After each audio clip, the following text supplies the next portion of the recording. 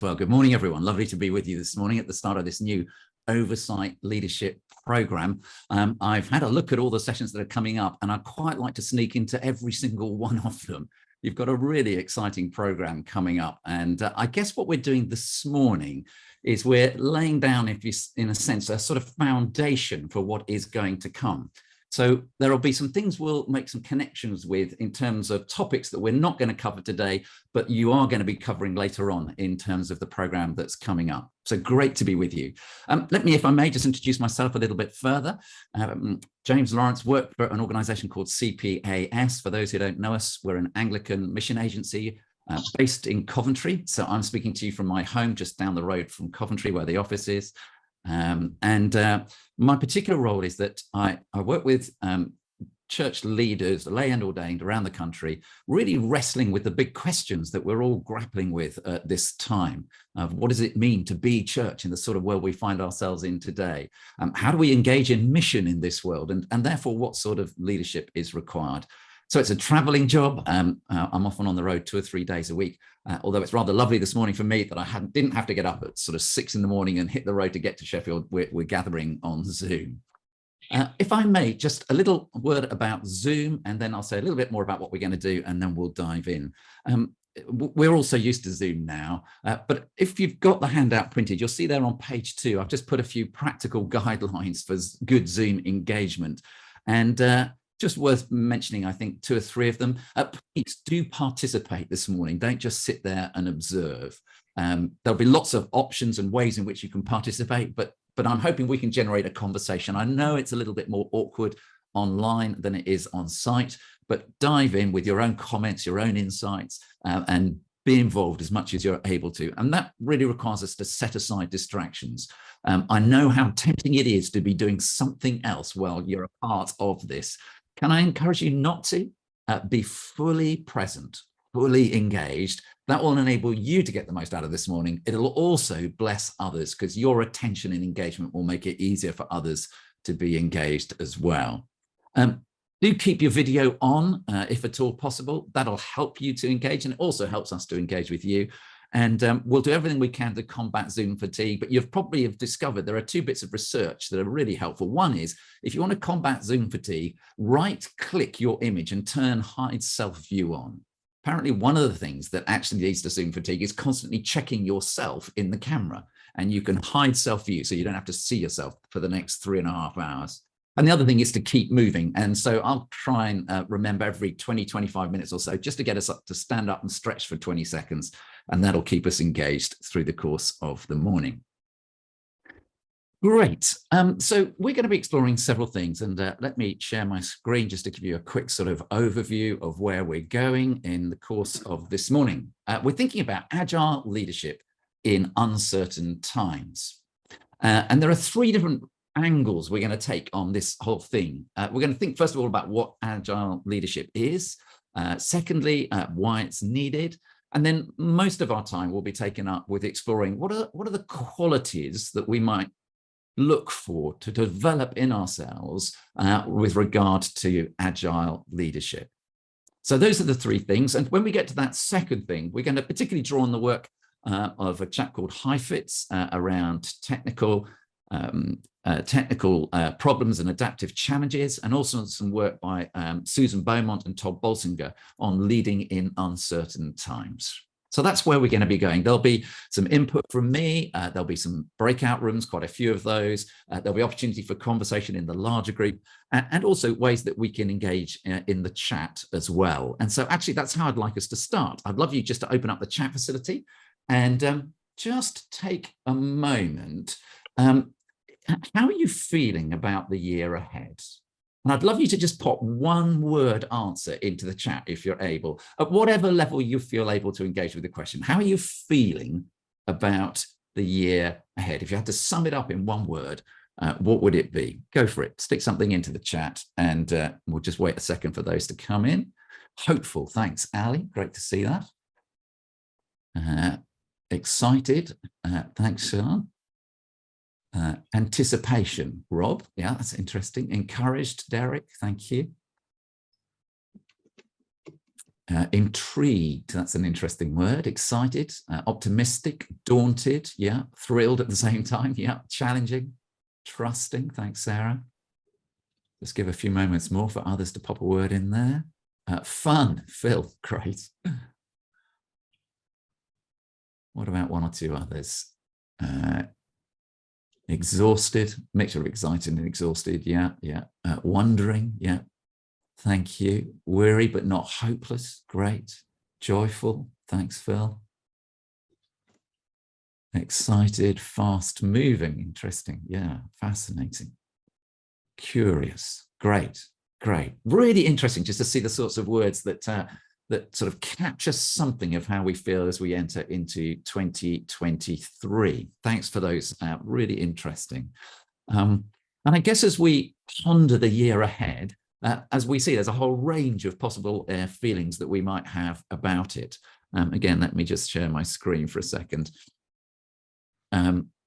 One of the things that, as we've been thinking about this particular season that we find ourselves in, is we've been trying to ponder what are some of the key themes that we might need to lean into in 2023. And one of them is the theme of hope.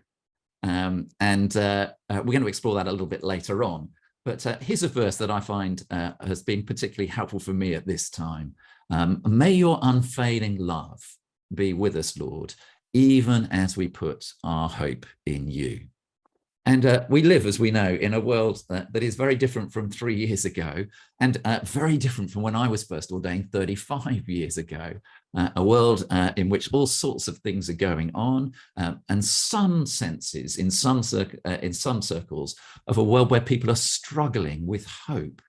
And yet, of course, we are those who are the people of hope, not some naive optimism based on our own ability to do stuff, but a deep faith rooted in who God is and the hope that we can have in him. May your unfailing love be with us, Lord, even as we put our hope in you. And I'm hoping that something of this morning will encourage and nurture hope within us. I'll tell you what the other two words are that we particularly think that it's good to lean into in this year a little bit later on in the morning. So let's crack on. Here we go. 3 different ways that we're going to think about agile leadership. And let's begin by just talking for a moment about what is it we're talking about. And if you're following in the handouts, page 3, I just want to offer a few thoughts and then get you to do a little bit of reflection on one of them. At one level, agile leadership is what we do every week. Any jobbing clergy person, we do this all the time. You know that in a role as an incumbent, for example, you flip from one thing to the next constantly through the day and through the week. You've just got to be agile. In fact, it's one of the things I absolutely love about the ordained role. There are so many different things that one gets caught up in. I don't know if any of you saw this wonderful article in the Evening Standard just before Christmas about a priest called Ben Bell, who's in Hackney, and it just described his week leading up to Christmas. It was just a beautiful description of somebody who was having to be agile constantly within the normal role of being a jobbing clergy person. So we know something about this. This is what we do.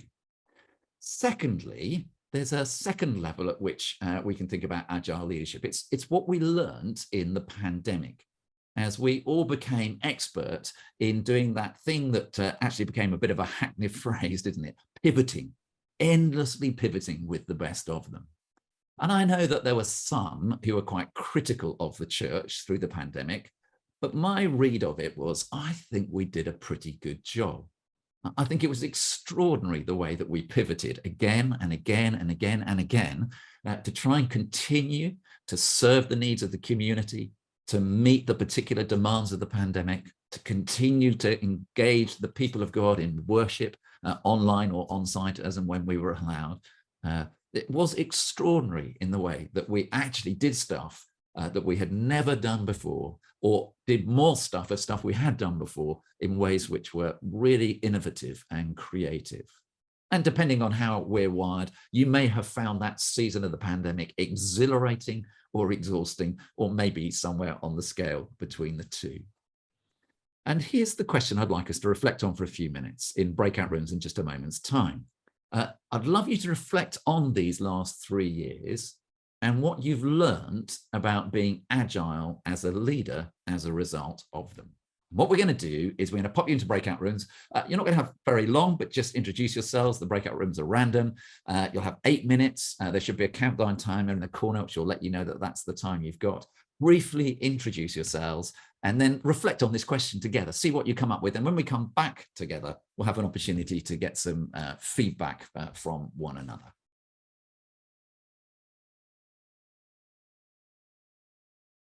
Extraordinary season for all of us, where we've had to work at being a little bit more agile, to pivot a little bit more quickly, to respond to stuff that's going on around us in creative and innovative ways, and recognizing there's both that eschatological perspective that roots us in hope in whatever else is going on around us, but also an element of exhaustion and fatigue that can come when one's constantly having to respond, react, change, pivot, whatever language we want to use. With all that in mind, let me offer a third level of understanding about agile leadership. Level 1, what do we do every week at one level? Level 2, something that we had to learn to be a bit better at in the pandemic. Level 3 is a slightly more technical understanding of agile leadership.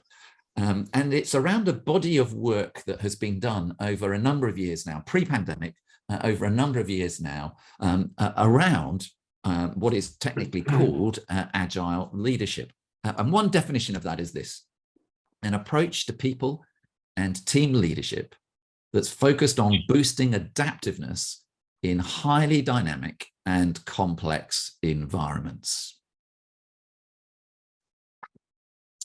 And I find there's some really quite helpful words in that simple definition to focus my understanding of what we mean by this adaptive or agile leadership terminology. An approach to people and team leadership. Yeah, of course, all leadership must be about engaging others around us. That's focused on boosting adaptiveness. That's that whole ability to adapt to the highly dynamic and complex environment in which we find ourselves. In other words, agile leadership is not really needed so much if you're in a steady state situation. Now, one of the enormous privileges that I have in my role at CPAS is that I travel around the country preaching in different churches quite often on a Sunday. And a little while ago, I went to a church which was in on the edge of what was then a town, but clearly originally had been a smallish village. And I arrived 45 minutes before the service, was welcomed by the church warden, walked into the building, and throughout this church building, there were the most extraordinary wooden carvings. I'd never seen anything quite like it. And I said to the church warden, "Oh, what's the story behind the carvings?" And I probably won't get all the details exactly right, but basically what he said was, X 100 years ago, one of the clergy one of the vicars of the parish had a passion for wood carving. And in that day, when the village was probably only a few hundred people and he only had that church, he found himself with plenty of time to carve the carvings that I was now observing within the church building. In other words, in a relatively steady state of a small village and one church that he was pastor of, he found himself with capacity to spend an awful lot of his time making these carvings. Well, some of us might like to harken back to a day like that, but of course we all know that's not the reality of the situation we find ourselves in today. We are in a highly dynamic and complex environment. Let me sort of pattern that for us in ways that might just pull together a few threads. Page 4 of the book.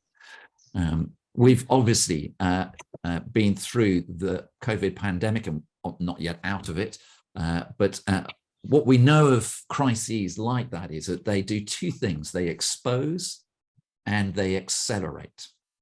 And we can see how the pandemic has exposed all sorts of things and accelerated all sorts of things. We find as we work with dioceses around the country at the moment that the stats that have come out of various surveys and pieces of research which have been done are anecdotally looking as though they're fairly commonplace. One of the realities is that for a large proportion of churches, they do have fewer people attending on a Sunday, be it online or on site, than they did pre-pandemic. Finances are down. Numbers of people willing to offer help in serving in some way are down as well. So there's some realities that we face as a result of a pandemic season, as well as some of the positives that we've mentioned that we can learn. We're in a world where we have a new conflict happening, obviously adding to the conflicts that were already existing pre-Ukraine, and all the uncertainty that that has brought, along with the cost of living crisis, which means that in many of our parishes, we have people who are having to make use of food banks that have not had to do so before. I saw a statistic recently in the press about the number of nurses who are having to use food banks because they simply don't have enough money to feed themselves properly. And then we have on top of that, the biggest one that we, if we're honest, probably haven't faced sufficiently. And that's that ongoing uncertainty and concern around climate change. Here are just 4 things that are current for us around the sort of world in which we find ourselves. And we could add many more to the list. And that means that some have ended up describing the sort of world in which we live today in these terms. They talk about a VUCA-G world, a volatile world, an uncertain world, a complex world, not just complicated. And there's a technical difference there between complex and complicated, which we might explore a bit later on today. A world where there's increasing ambiguity, and a world where clearly there is a global dynamic to the way that we're connected that influences us much more on a daily basis than it would have done 100 years ago. Some have described this as living in what we might call the grey zone, or a period of liminality, where we're between different ways of understanding and working in the world in which we find ourselves. Now, of course, it helps to keep a perspective through all of this for us as disciples of Christ that is both historical and biblical. And worth just taking a moment maybe to think with me about, if we go into the scriptures, how of course most of the story of the scriptures was written in a VUCA world, a world of great uncertainty.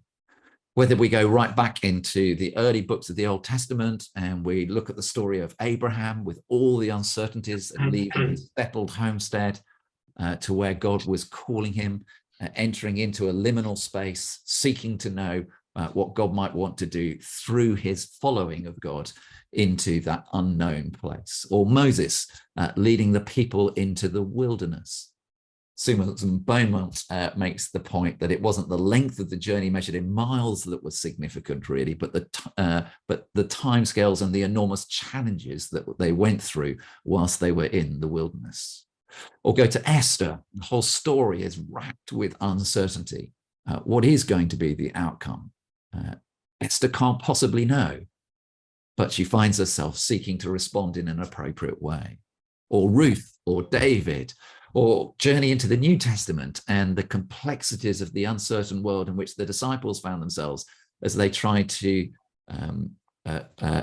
live out the gospel in the context that they found themselves in. And as they increasingly understood it wasn't just for the Jews, but for the Gentiles as well. And as Paul went off on his missionary journeys, we see throughout the scriptures that actually the people of God have often lived in an uncertain world. And there are some sociologists today who would suggest that the world in which we in the West have found ourselves for the last 60 or 70 years has been rather unusual. Because, of course, if you go into the majority of the world, even today, most people's lives are lived with a great deal of uncertainty, more than maybe we have experienced up until recently ourselves. And yet, in all of that uncertainty, we find God is working his purposes out. Back to Ian's comment about an eschatological hope. And I suppose one of the fundamental theological questions we're always wrestling with is, what are God's redemptive purposes in this particular season of disruption? What is God doing? What is he about? How might we rely on God's character and God's call and God's promise in this season, seeking to be faithful followers of him at this time? And so into all of that, into this VUCA-G world in which we are maybe more aware now than we might have been in recent years, and into a society where many would describe British society as post-Christendom, and I know there's debate around that. But certainly the world today, the society of Britain today, in terms of its understanding of Christian things, is very different to where it was when I was ordained 35 years ago. And I guess that's part of the reason why your diocesan vision called to grow a sustainable network of Christ-like, lively and diverse Christian communities in every place, which are effective in making disciples and seeking to transform our society and God's world, is such a great vision to be aiming for, because we will believe and continue to long for others to become disciples of Jesus Christ, and yet recognize we're into fifth generation non-church going.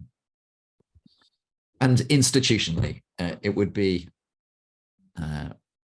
tardy of me not to recognize some of the institutional challenges that we're facing as a church at the moment. Concerns nationally over human sexuality and the LLF process and what's going to happen over these coming months. Concerns in nearly every diocese that I work in around finances and how to make sense of finances. Concerns in many of our parishes of viability. And if we're not careful, we become an anxious institution in an anxious world. Now, one more thing to say before we get too depressed and it's all doom and gloom. I want to also recognize that this is a season of amazing opportunity. For example, Gen Z are more open to spiritual things than ever before. Talking Jesus research has revealed some fascinating information about the openness of Gen Z, Gen Y to spiritual things, to big things, to the bigger questions about purpose and meaning and hope. In many of our contexts, we are better connected through our caring community projects than we have been for years. Through the pandemic, in the ways that we served and cared for, set up food banks, found ways to meet with the isolated, all sorts of ways in which we sought to serve and care for others. And people within our parishes are grateful for our engagement in their moment of need. We've learned so much over the last few decades about what works in fresh expressions through innovation and creativity to engage a whole generation of people that have been disengaged with the church and actually are finding new life and new meaning and new hope in the good news of the gospel. So there is much that we can be thankful for and all sorts of opportunity in this particular season as well. Couple further comments about agile leadership, and then I'd love to get you into a particular bit of reflection. Agile is not an all or nothing quality, but something that should be considered on a continuum, and all of us will be somewhere on that continuum. And it's also something that can vary over time, and we can grow in and develop in and improve, and is really something to embrace and engage with in that way. I think of Jeanette. She's a clergy person who was appointed just before the pandemic in 2019. And she just had a few months before the pandemic hit to meet a few people and get a sense of the context in which she found herself. They had an estate in her parish that the church historically had very little connection with. No one from the estate attended the church. And this became quite a burden for her. And she shared it with 2 or 3 others and then wider with the PCC. And they began to pray. They began to pray and ponder what might God have them do. Then the pandemic hit and they found themselves with an unexpected opportunity to serve within that community, and found themselves able to find ways to engage that they had never had before. And then through all of that experience, they began to discern that maybe setting up a little breakfast cafe would be another way to respond. And they set up the breakfast cafe, and people started attending, particularly from the estate. Then they were a part of a little process of thinking about how to engage in mission in their context, and that opened up a new window of opportunity about how that cafe might be used. And they discovered that as they became a little bit more courageous in showing and sharing faith with those who came, that actually there was an openness amongst people, particularly amongst the younger folks who were turning up.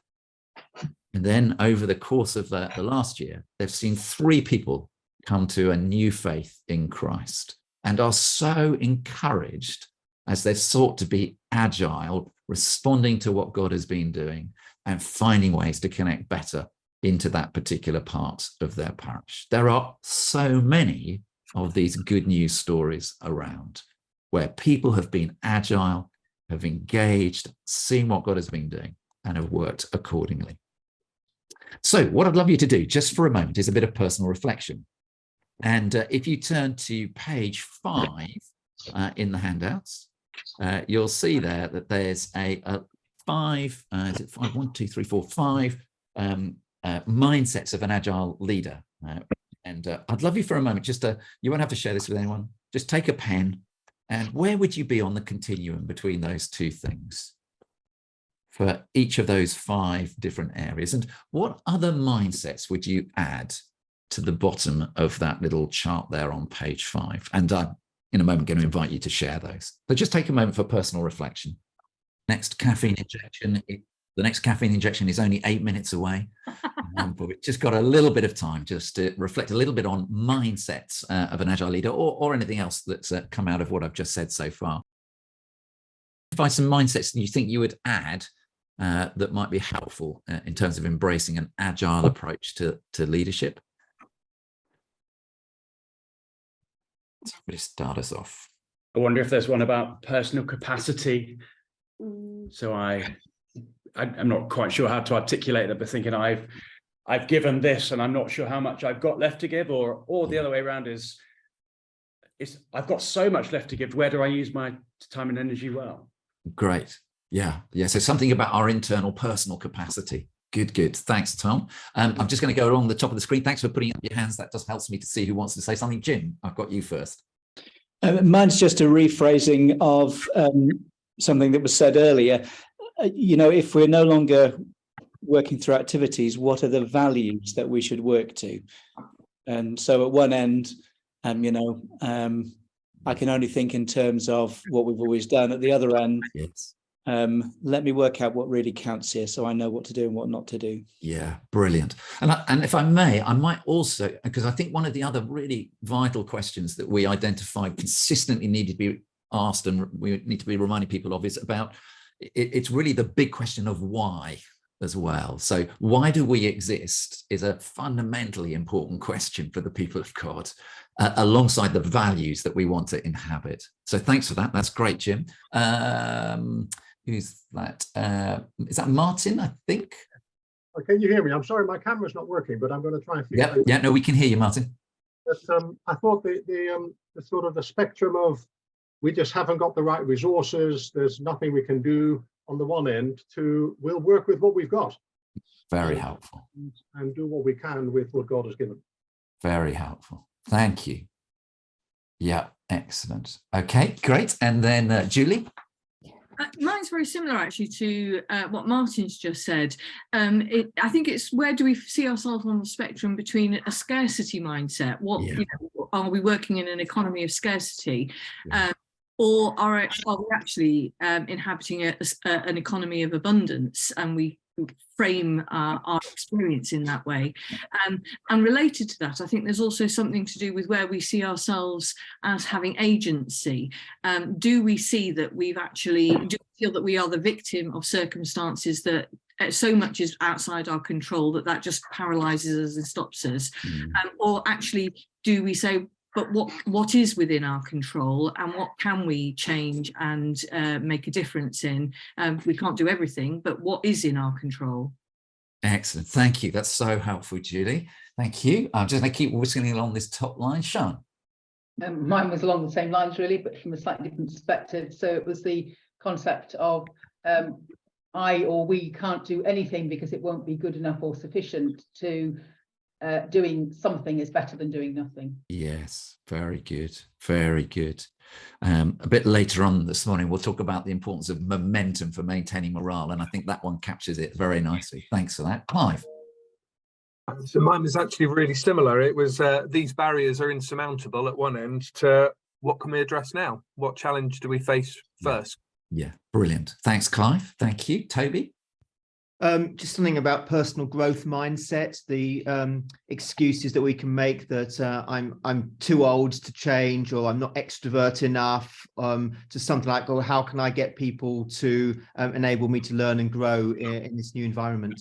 Very helpful, very helpful. And interesting, isn't it? Some of these are about the internal conversation we have, and some of them are about the external stuff that we do. Really helpful, Toby. Sarah, or Sarah? It is. I think there's a danger when society is changing quickly for people to want the church to be a safe place where they know what to expect. So that's one end, and the other end is seeing faith as an adventure. Right. Thank you, Sarah. Great. Chris? I think mine's more geographical, as in we need to focus just on the church in the building. We supported people in the community. How do we still continue to do that after the pandemic? Great. Thank you. Thanks, Chris. Ian? Mine was really a reflection on our capacity, how crippled we are by what others might think. So I think there's a continuum of, I can't try this because it will be unpopular, or I might lose face, or it'll be uncomfortable too. This is the right way forward. People can be enabled to get on board. Oh, I'm not concerned about my reputation. I'm just going to press on. Great, great. Yes, thank you. Thanks, Ian. Two more, Jackie and then Will. Jackie. You're muted, Jackie.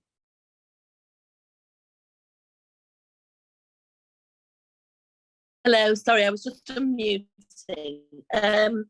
Yeah, I thought a couple of things. Outward focusing.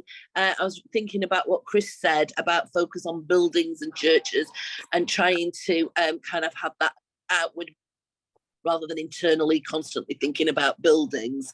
And also about mental health, well-being, self, really, finding support and looking after yourself, because it's all, like you've said, all of this takes a toll, and it can be exhausting, and you don't always, when you face opposition in these things, you need to find the right support.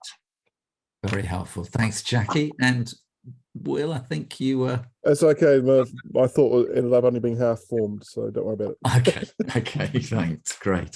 Fascinating, isn't it? Just to reflect on what are the mindsets that actually enable us to embrace a more agile approach to what we're doing, particularly in the leadership aspect of our ordained roles, for those of us who are ordained. And really helpful range of different things there. Well, folks, we're going to take a coffee break, and we've got 20 minutes for the coffee break. I'm going to grab something, and then I'll pop back, and we'll be around in about 5 minutes' time. So if people want to chat over coffee, I'd be very happy to do that. But if you just want to get some space, do. We'll regather at 10:50, when we're going to think about 3 tempting responses to avoid, and then think a little bit about how do we nurture hope in the sort of world in which we find ourselves today. And following that, we'll then explore the qualities, 6 qualities of agile leaders that might be good to nurture within ourselves.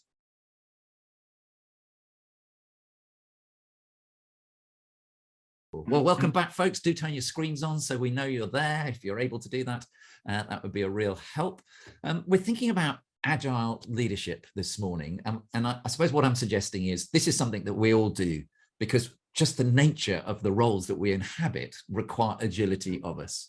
Secondly, what I'm suggesting is that through the pandemic, we've learned a lot about being agile in a particular way in responding to the situations that we found ourselves in. And thirdly, that there is a technical level at which one can describe agile leadership. There's a body of work, a body of thinking out there that focuses around this concept of agile leadership. And I've offered a definition that we're playing with really this morning as we think about how might we embrace agility in our leadership roles? Now, just to say something fairly obvious, of course, for those of us who are ordained, there's a whole wide range of stuff that we engage in, and leadership is only one part, one aspect of our ordained role, particularly in the language that you're using in the diocese around oversight.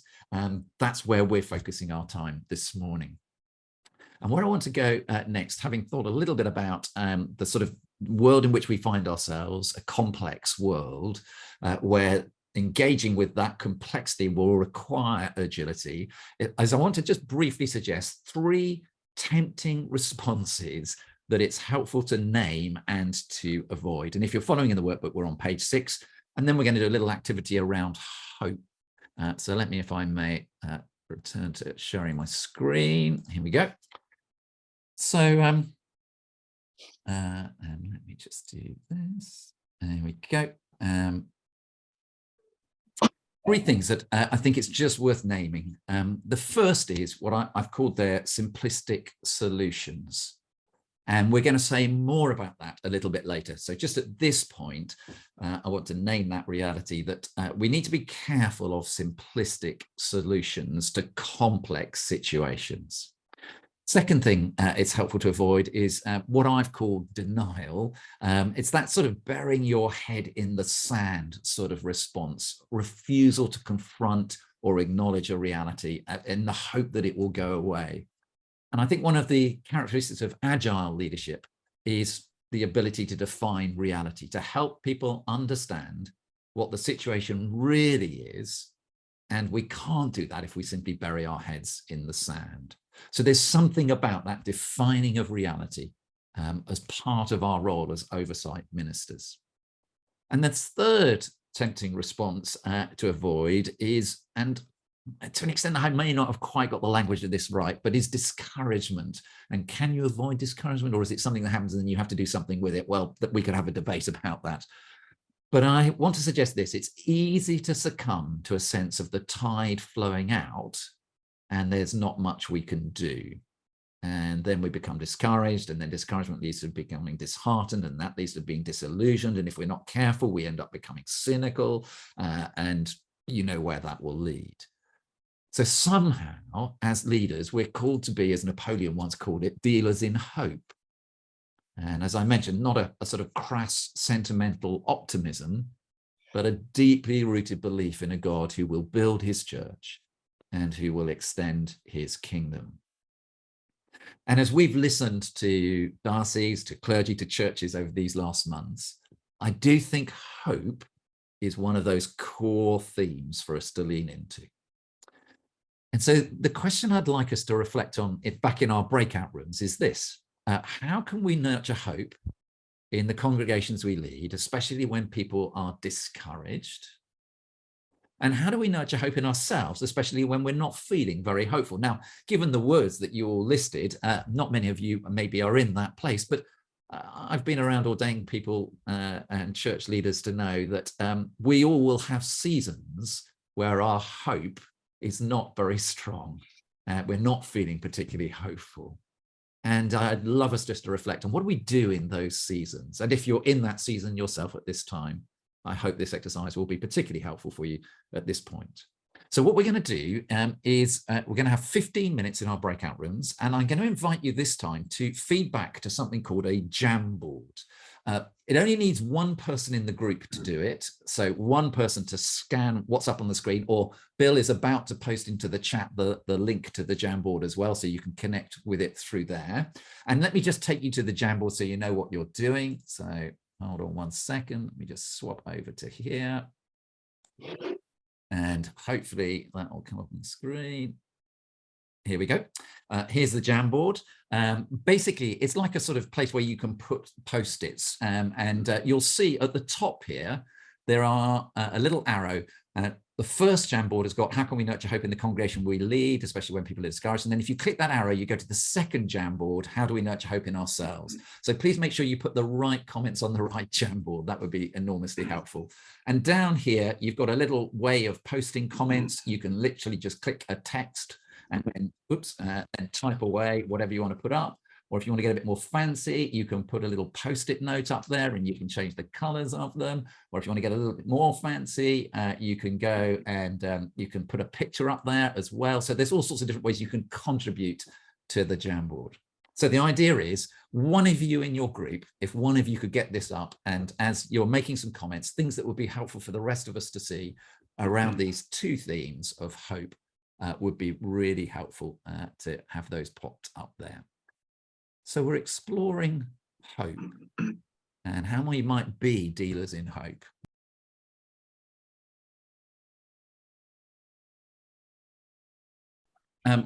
Because of the world in which we find ourselves today, it's very easy for people to be consumed by anxiety. I don't mean that at a clinical level, but to be consumed by anxiety and to begin to lose hope.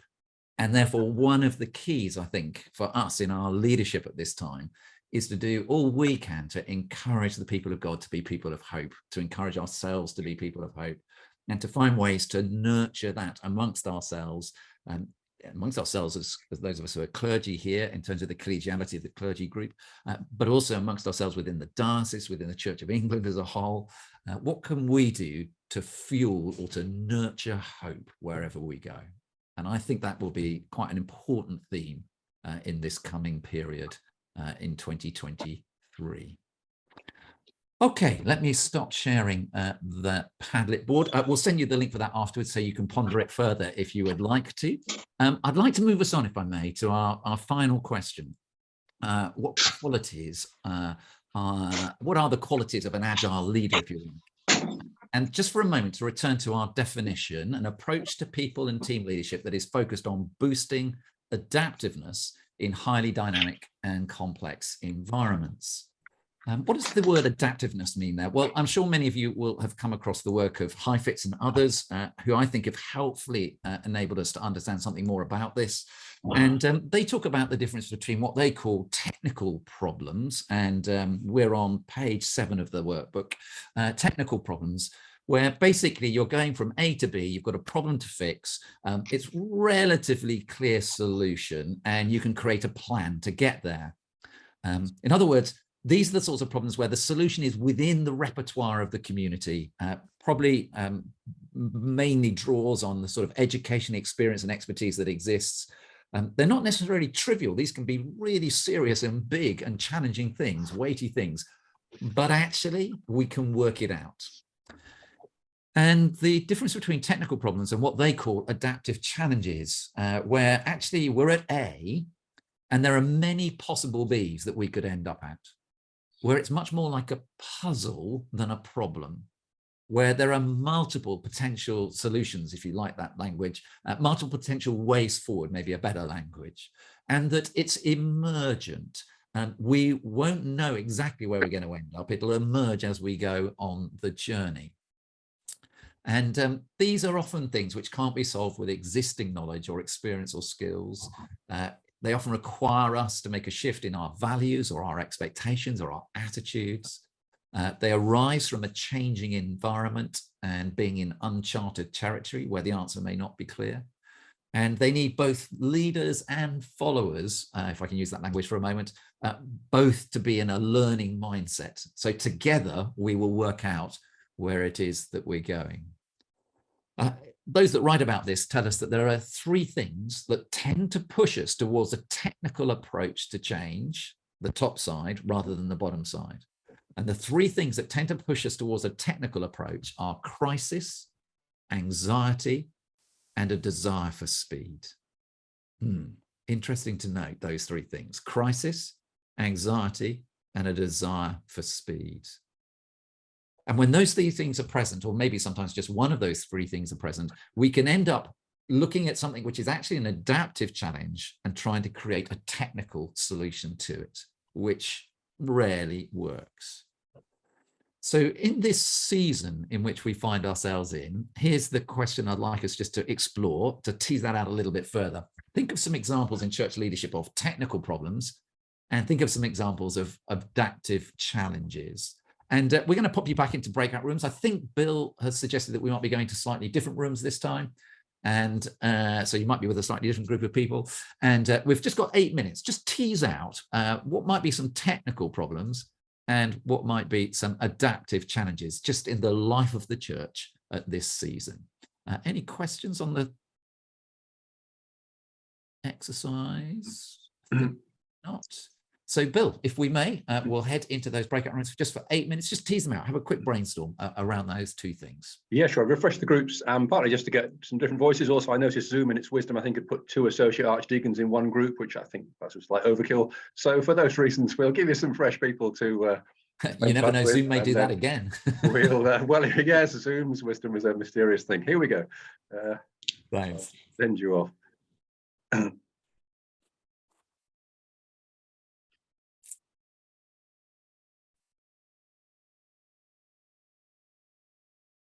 Hope was the first, courage is the second, that we will need enormous courage to face adaptive challenges as adaptive challenges, because we don't know quite what the solution is going to be. We are going to have to work it out as we go along.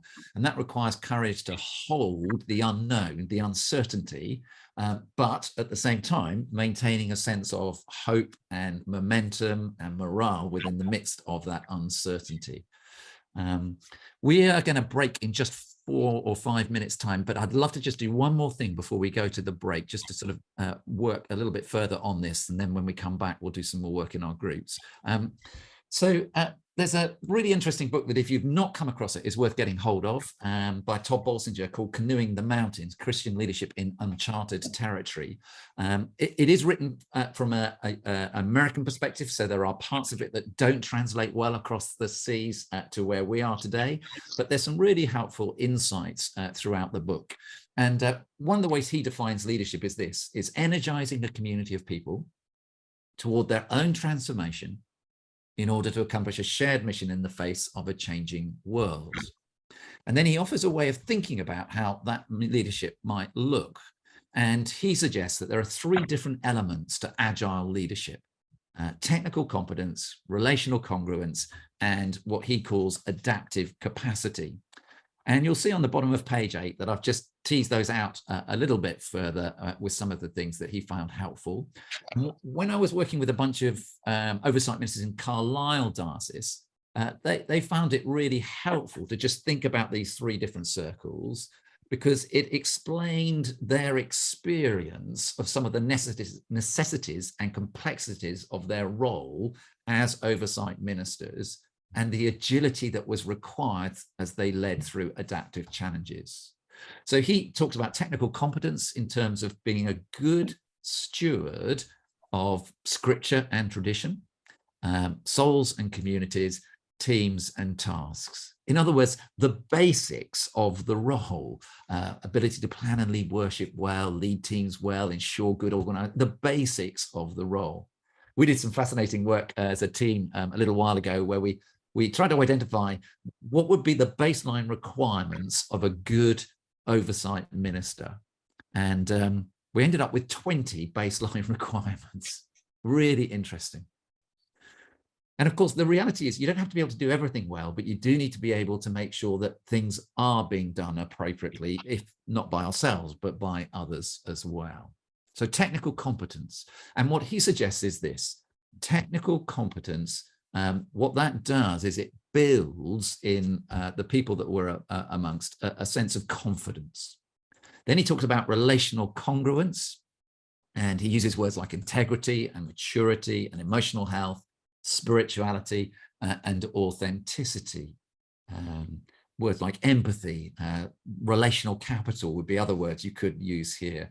And that's both and this is largely about the leading of ourselves, the inner life of the leader, and how that then relates in our working and relating to others. And what these things build is trust amongst those that we find ourselves ministering amongst. And then he thirdly talks about adaptive capacity, and the words he uses there are the ability to see systemic issues, to calmly confront the unknown, to lead a learning process, and as we've mentioned before, the ability to ask good questions. And so he basically then says, if you put those 3 things together, you'll find that agile leadership is a combination of these 3 different things of technical competence, relational congruence, and adaptive capacity. So what I want to do when we come back from the break, which we're about to go into, and it's a 10-minute sort of stretch break, just to get a bit of a time away from the screen, is we're going to look at 6 qualities, therefore, that are good to nurture in ourselves if we want to be agile in our leadership. And then we'll do some working groups about how what those qualities might look like and how we might grow those qualities within us.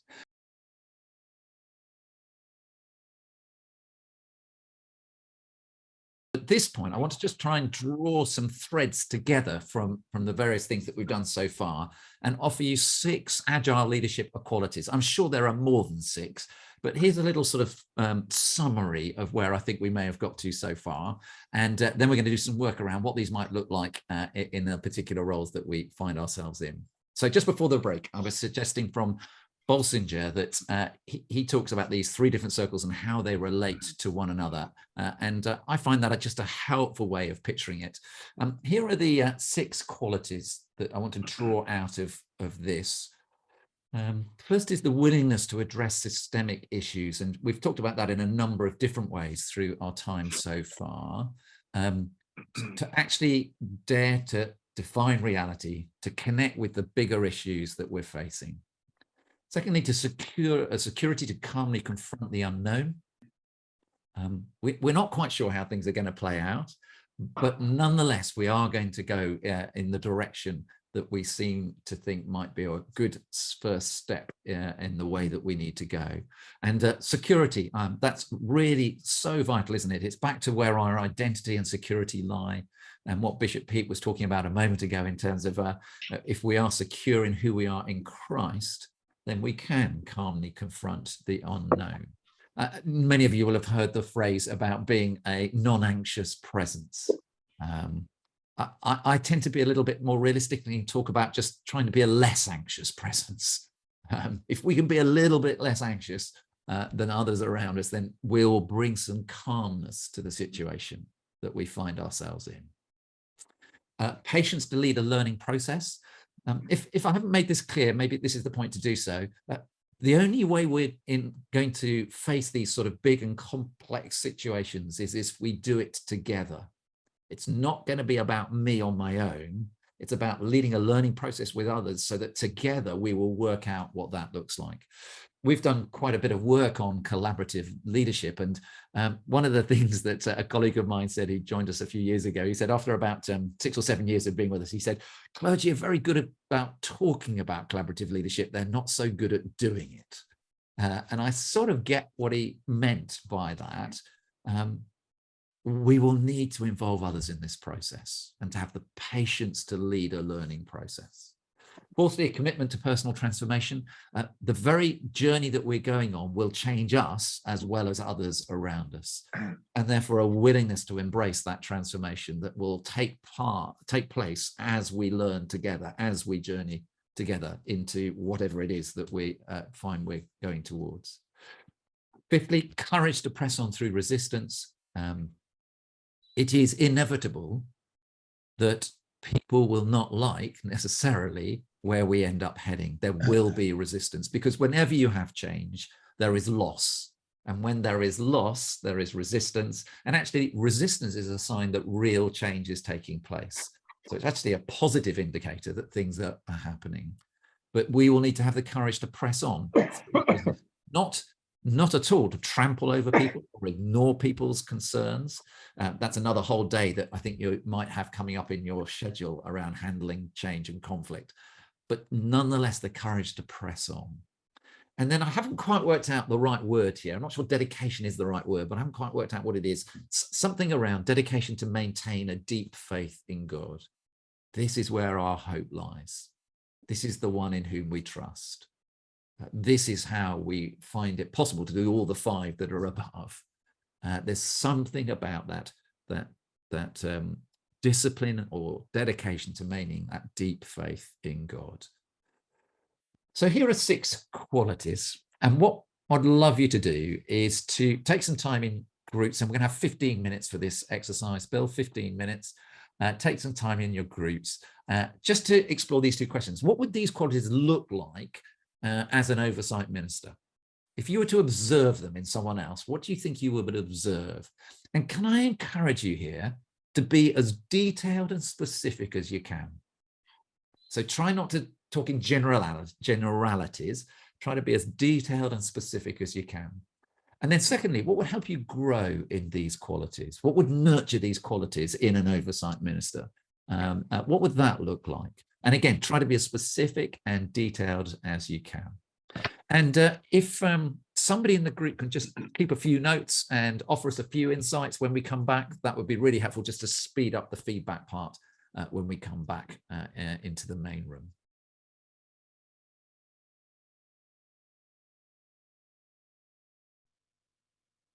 I wonder if I may just offer a couple of quick reflections on all of that. There are two things that I think very quickly get pushed to the side in the day-to-day busyness of the roles that we find ourselves inhabiting. And those two things are prayer and thinking.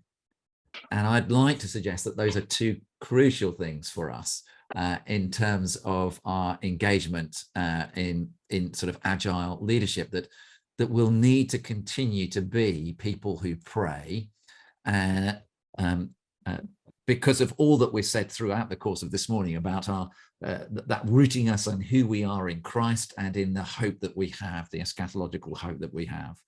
But I think we also need to be people who think, and thinking takes energy and attention and time, and ideally in a space that is conducive to it. But it's very easy for thinking to go out of the window. And so actually one of the things I think we can nurture within ourselves and try and discipline ourselves around as well is the space, energy, time, attention to think well about stuff, and ideally to do some of that thinking with others, because then actually we're much more likely to be able to do some of these things that are listed here around agile leadership qualities. Now, I know it's very easy to say that in a group here on Zoom, and I know how much more difficult it is in the busyness of everything that's happening to actually live that out. It's a constant challenge to ensure there's time to pray and time to think. But in leadership, I think those are, in Christian leadership, I think those are two of the things that we need to really work on in terms of time to pray, time to think, because they're sort of foundational to the whole of what we're discussing today. Okay, we've got one more task to go, one more little thing, and then one more task to go before we break at 1 o'clock. Let me just go back to here.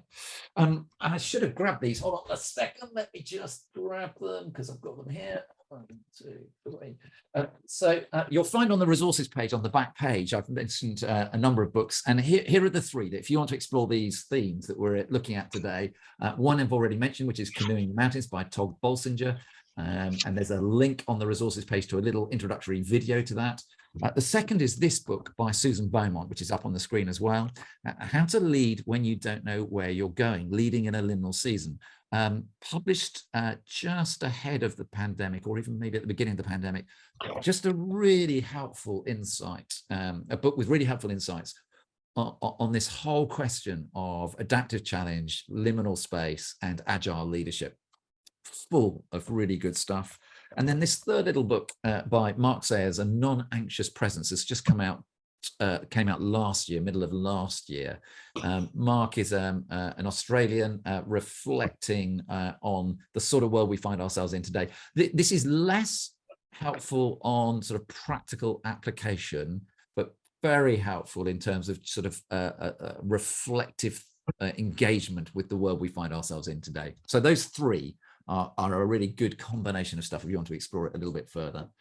Susan Beaumont has this little thing where she says, look, if you try and boil all of this agile leadership down to three things, maybe it's about learning, about our openness to one another, to God, to the context in which we find ourselves, and looking positively to learn about how we might best engage with the context in which we find ourselves and find a way forward, listening to God and others, and finding ways to ensure that we are, to pick up on Toby, I think it was, who said about that importance of discerning, that we're asking God for his wisdom, and we're discerning with others about, okay, this might be the next stage in the journey. This might be the next stage in the journey.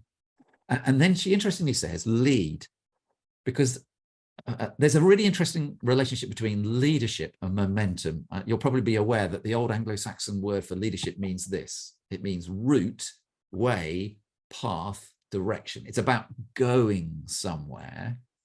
So in a season where we're not quite sure where exactly we're going to end up, we still need to maintain momentum. We still need to be going somewhere. And I mentioned earlier, it's very hard to maintain morale without momentum. And so there is something about actually at the end of it all, we do have to say, right, this is what we are going to do next. We may not know exactly where we're going to end up, but we know what the next stage of the journey is. And the difficulty with living in uncertain times is that uncertainty can lead to paralysis. We don't know where to go. We don't know what to do. And therefore we end up doing nothing. And agile leadership is about catalyzing the people of God around the priorities of God and discerning a way forward that honors him. And so at the end of the day, we do need not just to learn and listen, but we also need to lead. And again, on the resources page, I've linked to a really interesting article that Susan has written on how do you discern direction when you can't necessarily do a 5-year plan, which might have been the sort of normal way that we are used to doing that pre-pandemic. And she talks about a different way of planning in a liminal season around what she calls scenario planning. So there's a little article there which explores that a bit further. Okay, so I'd love to see if we can ground this in one particular scenario. And the scenario is, I'd love you in your group to take one adaptive challenge that you identified earlier and work on it using the questions on page 11 and see where you can get to with that adaptive challenge. If you were going to lead well, what might that look like? Be sure that you're looking at an adaptive challenge and not a technical problem. But once you've identified one, my encouragement is don't spend the next 15 minutes trying to identify which one you're going to talk about. Identify the one you're going to talk about in about a minute. Somebody offer a challenge. And then together as a group, see where you would go with that challenge so that you might exercise good leadership around it. And there won't be any feedback from this exercise. This is just an exercise for you to work on together and see where you get to on it. Any questions on what we're about to do? And we're going to go for 15 minutes. Really? And take 15 minutes to try and explore one adaptive challenge that one of you identifies within the group. Okay.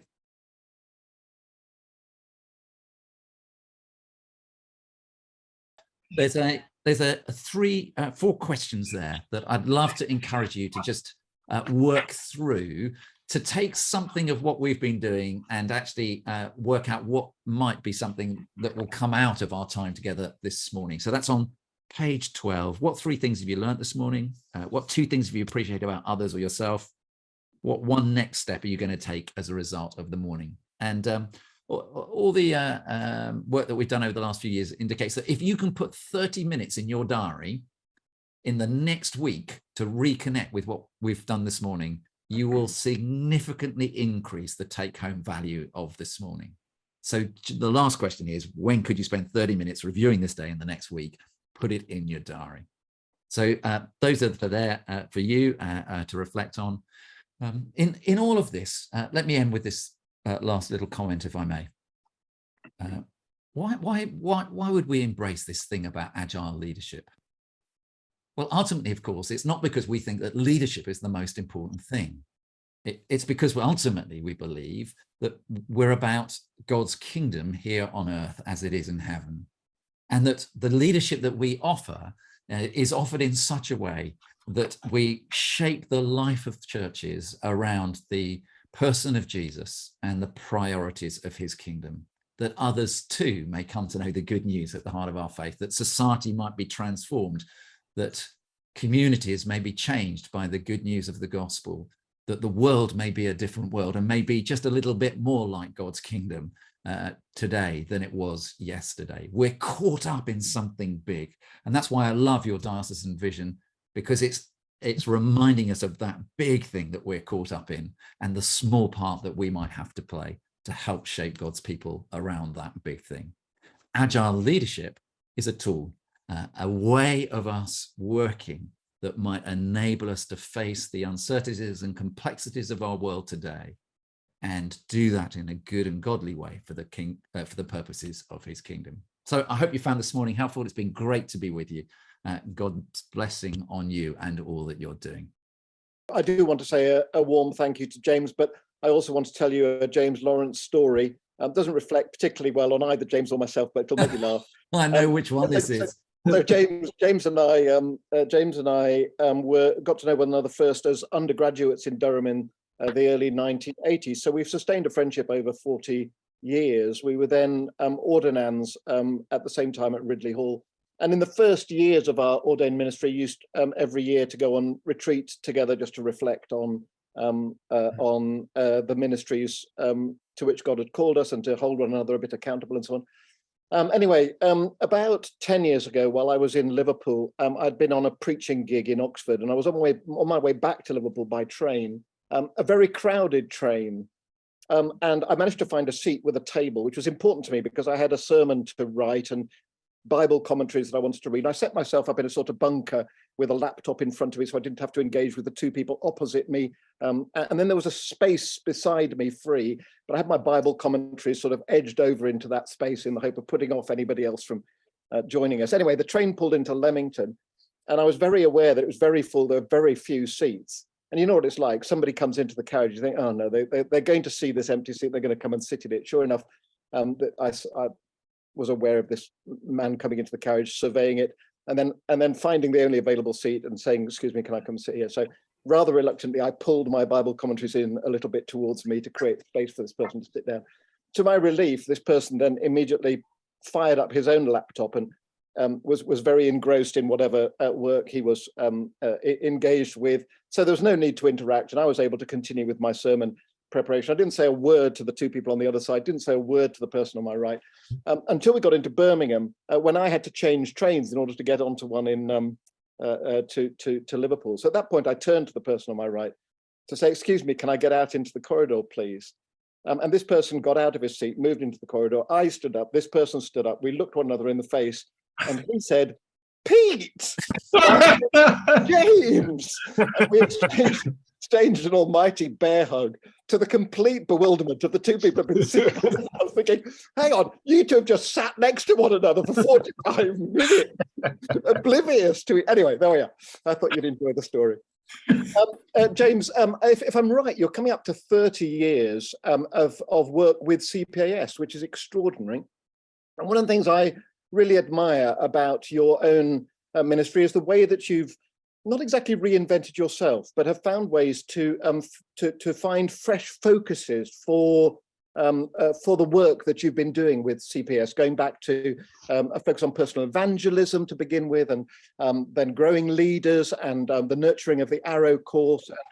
This new iteration of Agile leadership is just part of a series in which I've observed you have a gift for, you're a bit of a futurist. You're able to discern the issues that are facing the church at large urgently in the current moment and in the coming season, and then gifted at finding ways to enable the church to think through that particular challenge. And we've experienced that here today. There was a moment in when everyone else was in a breakout group and we were in a conversation when you were asking us to identify a technical problem and an adaptive challenge. And I found myself thinking, at the current moment in the Diocese of Sheffield, a technical problem is a vacancy when we want to appoint a new stipendiary incumbent. And we still do that in the way in which, in recent times, this diocese has solved that kind of a problem. You know, we might advertise, we'd call people to interview, we go through section 11, we go through section 12, we do all. That's entirely within our repertoire, the appointment of a stipendiary incumbent. The adaptive challenge is oversight ministry, because it is emergent. We're feeling our way towards what does it mean to be an oversight minister in the Diocese of Sheffield. And what I've really valued about today is you permitting us to be adaptive and to be emergent, and not to have all the, indeed warning us that to address this kind of adaptive challenge as if all the answers are within our our reach is exactly what we must not be doing at the present moment. And I think that's been the value of this gathering for us today. You've sort of validated us and affirmed us to engage adaptively in the challenges that we're facing in the mission of God here in the current season. And I hope you'll have noticed the steady stream of thanks being expressed in chat. James, if you haven't looked at it and read it, please do, because I'm speaking on behalf of the people on the call. So we're hugely indebted to you, James. Thank you ever so much for all that you've contributed this morning. I'm going to pray as we conclude. You might all like to make sure that you're muted. I'm going to say the Darsham Vision prayer and invite you in your muted state to join in that prayer with me. And then I'm going to say the words of the Epiphany blessing, which just happened to have a really nice resonance with that thing about that hopefulness that we were thinking about.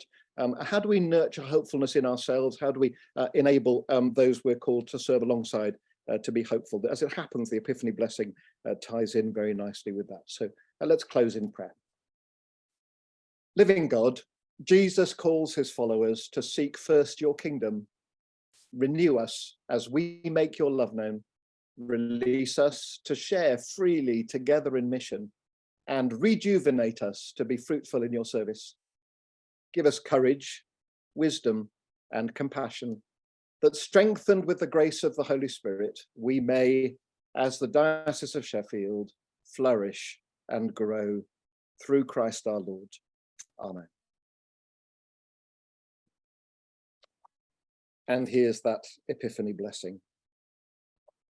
Christ, the Son of God, perfect in you the image of his glory, and gladden your hearts with the good news of his kingdom. And the blessing of God Almighty, the Father, the Son, and the Holy Spirit be among you and remain with you always. Amen.